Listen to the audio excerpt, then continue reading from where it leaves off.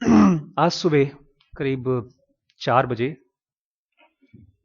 मेरा बेटा 5 साल का है और पिछले 2-4 दिन से वो देख रहा है हैरी पॉटर। और उसके पहले हमारे घर में टेलीविज़न वो केबल टीवी नहीं है, तो मैं उसको एक डीवीडी जो मुझे पसंद है उसको मैं दे देता हूँ। फिर उसको अगर अच्छी लगती है तो उसको बार बार देखता है। तो पिछले हफ्ते उसने डोरेमोन का डीवीडी खरीद के लाया था मैं, उसमें 4-5 एपिसोड थे, उसको बार बार देखता था। तो जो टेलीविज़न के साथ ये है कि अगर आप कोई चीज़ खास चीज़ बार बार देखें, 4-4 5-5 घंटे देखें, वो चीज़ आपका ड्रीम बन जाता है। सुबह उठता था वो बोलता था कि पापा मैंने मैंने डोरेमोन देखा। उसके बाद फिर उसको मैंने बेंटन का एक डीवीडी ला के दिया, उसको बेंटन का फिर सपना आना शुरू हो गया। आज बड़ी स्पेशल चीज़ हुई, उसको मैंने परसों हैरी पॉटर का सीडी दिया।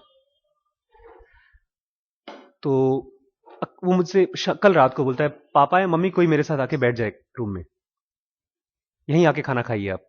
मैंने कहा तुम अकेले देखो। बोलता है नहीं मुझे डर लग रहा है, यहाँ पे कुछ वो भूत टाइप के आ रहे हैं, राक्षस आ रहे हैं, 3 सर वाले उसमें कुत्ते हैं, तो उन सीनों में उसको डर लगता था।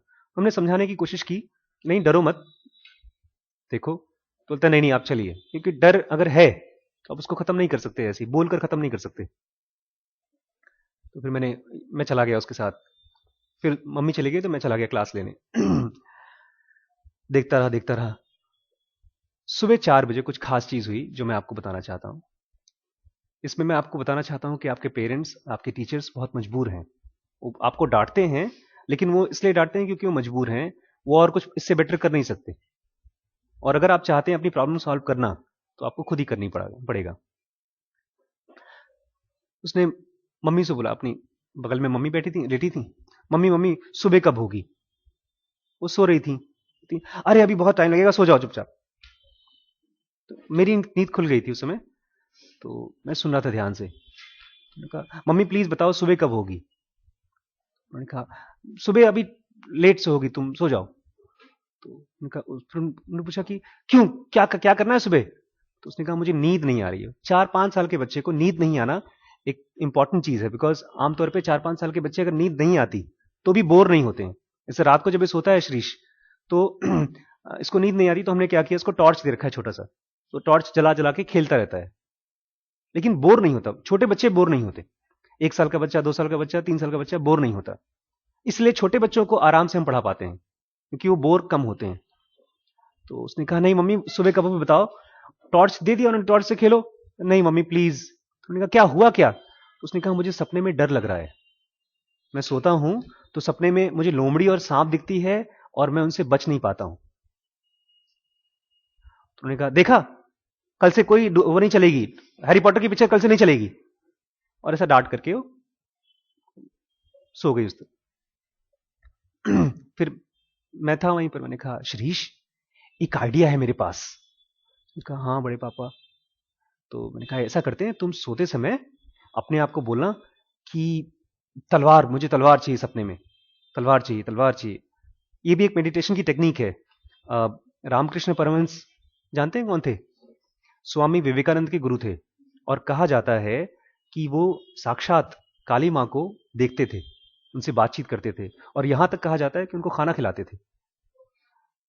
एक बार स्वामी विवेकानंद को उन्होंने खाली यहां पर टच कर दिया था, तो he went into trance, out of body state, just by touching. तो वो जब, लेकिन कहा जाता है भगवान एक स्पिरिचुअल एक्सपीरियंस में, जब तक आप भगवान को देख रहे हैं तब तक आप मिजरी में हैं। बहुत बहुत हाई स्टेट होती है। आप साधु होते हैं, संत होते हैं, लेकिन फिर भी आप एक मिजरी के स्टेट में होते हैं, दुख में होते हैं, बिकॉज भक्त और भगवान अलग अलग हैं। तो तोतापुरी आए थे। Totapuri was very famous saint. He said you want to merge with your god, तुम अपने भगवान के साथ मिलना चाहते हो? उन्होंने कहा हाँ। ही सेड तब तलवार लेकर काली मां को काट दो। तो उन्होंने कहा तलवार कहां से लेकर आए? उन्होंने कहा तुम ऐसा करो, आंख बंद करके सोचो तलवार, तो तलवार आ जाएगी। जहां से काली मां आई है वहां से तलवार आ जाएगी, ऐसी कहानी है। तो मैंने उसको कहा तुम ऐसा सोचो कि तलवार तुम्हारे पास आ जाए और तुम लोमड़ी लोमड़ी को तलवार से मार सकते हो सपने में। तो उसने कहा नहीं बड़े पापा ये आइडिया काम नहीं करेगा, बिकॉज उसको पता था यार, पता नहीं काम करेगा नहीं करेगा। फिर मैंने सोचा क्या करूं यार। मैंने कहा एक और आइडिया है, तुम मेरे पास आ जाओ और मैं तुमको ऐसे पकड़ लेता हूं, फिर मैं भी तुम्हारे साथ सपने में जाऊंगा और टिशुम टिशुम कर दूंगा। बोलते हाँ ये आइडिया ठीक है। फिर वो पकड़ लिया, तुम सो गए। ये मैं कहानी आपको इसलिए बता रहा हूं बिकॉज मैं अपने ऊपर काम कर रहा हूं। मैं अपने एंगर के ऊपर, मैं अपने हर एक्टिविटी के ऊपर काफी कोशिश करता हूं कि मैं ऑब्जर्व करूं गहराई से कि मुझे गुस्सा क्यों आ रहा है। मेरे बॉस ने अगर मुझे डांटा या कोई एक्टिविटी में जैसे मैं आपसे बात कर रहा हूं तो मैं आज हारा हुआ थोड़ा सा महसूस कर रहा हूं क्योंकि आप बच्चों को मैं हेल्प नहीं कर पा रहा हूं फोकस करने के लिए। आपकी एनर्जी मुझसे ज्यादा है। या ये बुक अगर मैं पढ़ रहा हूं और ये बुक मुश्किल है तो मेरे मन में सवाल उठता है कि बॉस ये अगर मुश्किल है और मुझे पढ़ना है तो how can I make my self more stronger than this book. अभी आपके सामने पढ़ूंगा तो आपको भी लगेगा बड़ी बोरिंग बुक है सर। तो मैंने देखा कि रिम्पी उसको डांट करके सो जाओ, उसके मन में पहला थॉट क्या है? कल से डोरेमोन नहीं, कल से हैरी पॉटर नहीं देखना है, जिससे डर लगता है वो नहीं करना है। मेरा उसके बाद रिस्पॉन्स क्या आया कि नहीं नहीं, इसको सेफ फील कराना है। आपके पेरेंट्स आपको फैसिलिटीज देते हैं, कपड़े देते हैं, घर देते हैं, लेकिन वो सेफ्टी की फीलिंग नहीं दे पा रहे हैं।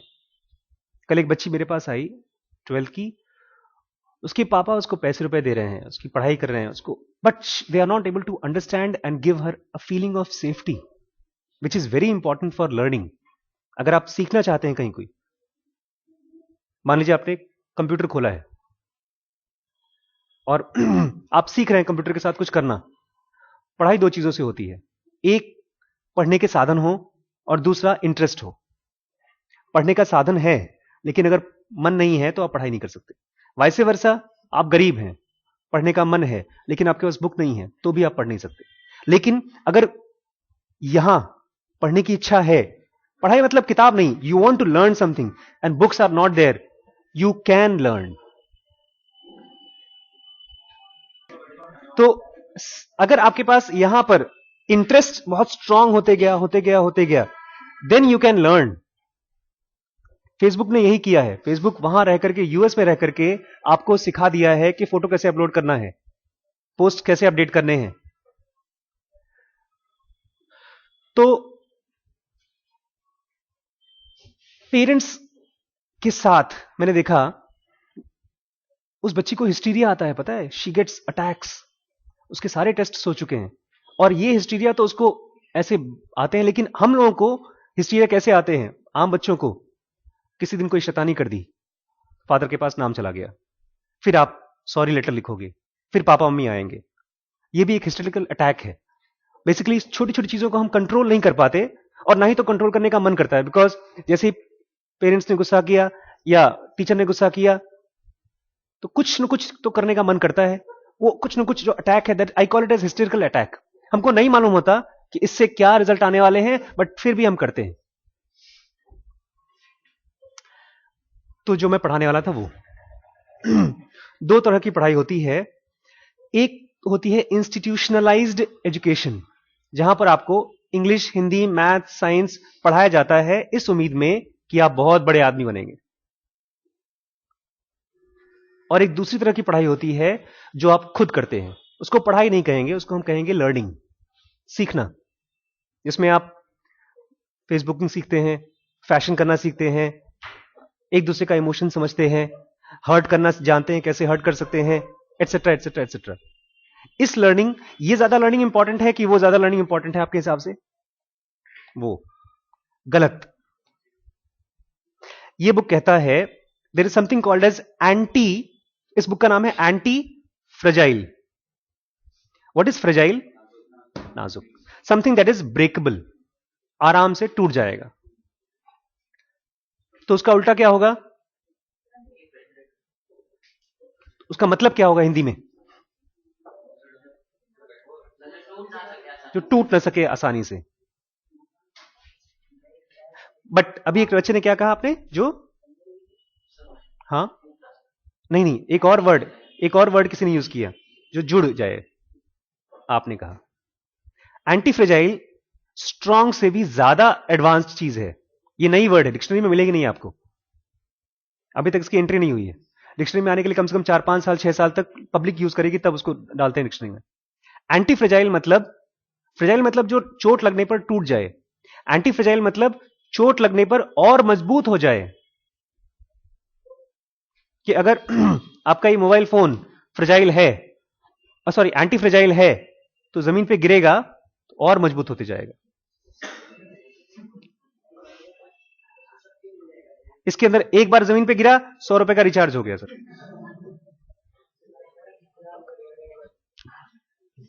बट एंटी फ्रेजाइल कौन कौन सी चीजें हैं? He says antifragile is our mind.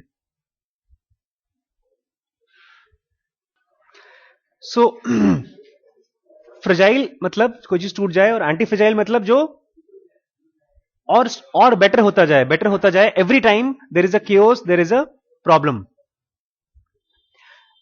But how it can be so useful?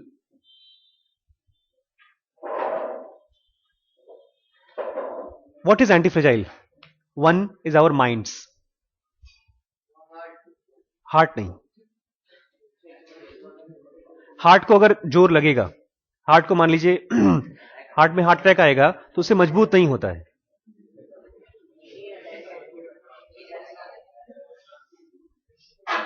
Our minds are anti-fragile. Economic system is anti-fragile. Technological evolution is anti-fragile. जैसे आज से 100 साल पहले ट्रांसपोर्टेशन किस चीज से होता था? बैलगाड़ी से, ट्रेन से। आज हमारे पास फिर 50 साल पहले गाड़ियां आई। चलिए, कल एंटी फ्रेजाइल मतलब ऐसी कोई चीज जिसके जरिए वो चीज तो टूट जाए लेकिन उससे नई और स्ट्रॉन्गर चीज आ जाए। जैसे टाइटैनिक ने करीब अब तक 500 करोड़ का,